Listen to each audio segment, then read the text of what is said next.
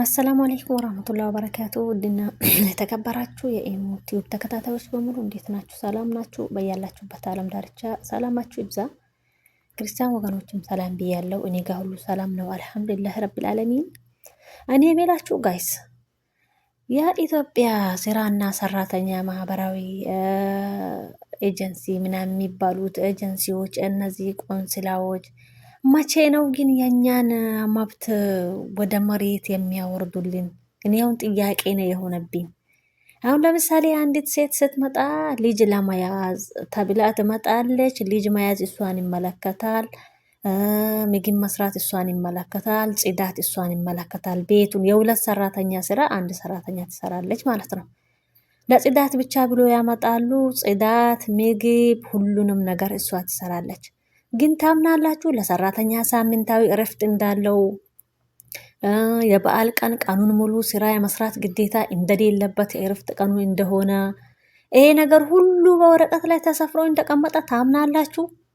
እኔ አሁን ባለፈው ማለት ነው ወደ ሰራተኛና አሰሪ መብትና ግዴታዎች ገብቼ ሳይ ማለት ነው በሳምንት 40 ቀን ሙሉ ቀን እረፍት፣ የበዓል ቀን ሙሉውን ቀን እረፍት፣ የመስራት ግዴታ የለባትም የራሷ ካልፈለገች በስተቀር ይላል። ሌላው ደግሞ የራሷን የሚመለከቱ ሰነዶች እንደነ ፓስፖርት፣ የተለያዩ ነገሮች በሷ እጅ ነው መሆን ያለባቸው፣ ኢቃማዋን ጨምሮ ማለት ነው በሷ እጅ ነው መሆን ያለባቸው ይላል።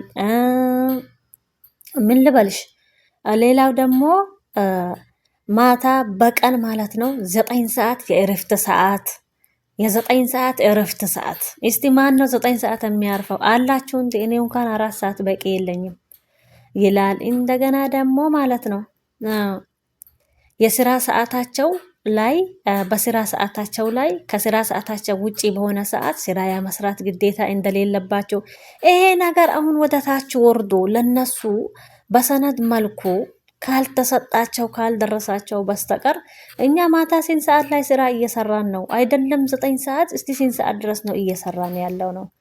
እኔ እስቲ የነገር ጥያቄ ነው የሆነብኝ በእውነት። እስቲ መቼ ነው የኛ መብት የሚባለው ነገር እዛ ወረቀት ላይ ሰፍሮ የተቀመጠው ነገር ወደ መሬት ወርዶ መቼ ነው ተግባራዊ የሚሆነው?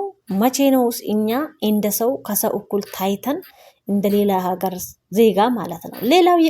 ሌላው ይቀር ሳምንታዊ እረፍትም እንኳን ይቀር፣ እንደው በቃ የበዓልን ቀን እረፍት የምናገኘው መቼ ነው? እስቲ የበዓል ቀን እንኳን ቢባል ገና በዓሉ ከመድረሱ ከቀናት በፊት ጀምሮ እኛ ግድግዳ ሳይቀር እያጸዳን ቀኑንስ ቢባል እኛ በዓል አለ ወይ? የበዓል ቀን ለኛ የስራ ቀን ነው። የእረፍት ቀን ለኛ የባሰ የስራ ቀን ነው። እስቲ እንዴት ነው መቼ ነው ይሄ መብት የሚከበረው? ለአንዳንዶች ይሄንን ካላደረጉ መጨረሻ ላይ በአገልግሎት ክፍያ ይካካሳል ምናምን ይባላል። የአገልግሎት ክፍያውስ የት ነው ያለው? እንደው ጊዜያችን አልቆ ይሸኙን ስንል እንኳን እያማጡ ነው ቲኬቷን ቆርጠው የሚሸኙን። አረ እስቲ ላይክ፣ ሼር፣ ሳብስክራይብ አድርጉት። ይሄን ነገር ለብዙ ሰው ይድረስ። ፍትህ እናግኝ እኛ ኢትዮጵያውያን በእናታችሁ። ይሄው ቢታዩ ማለት ነው ስራ እረፍት ቦታ ተብሎ ሄደን እነሱ ቁጭ ብለው ይበላሉ፣ ይጠጣሉ፣ ይጫወታሉ። እኔ ልጅ እያሽከረከርኩ ነው በቃ። ከዛ ሲመጣ ቤት እቃ ይጠብቀኛል፣ አጥባለሁ፣ ቤት ጽዳት ይጠብቀኛል፣ አጸዳለሁ፣ ልብስ አለ እተወክሳለሁ፣ የሚያጥፈው ይኖራል።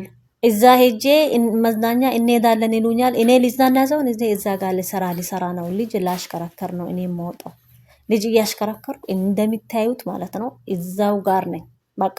ደኪሜ ቤት ሲመጣ ገዛ ከኛ ጋር የሄደውን እቃ እያጠብኩ እያስተካከልኩ ምናምን በየቦታው እያስገባው ማለት ነው። ኧረ በጣም ነው የሚገርመው በእናትሽ። እኔ ወላሂ በጣም ነው ያናደደኝ። ባይሆን ህጉ ራሱ ደንቡ ራሱ ባይወጣ ይሻላል ባይ ነኝ። እንግዲህ ሰላማችሁ ይብዛ።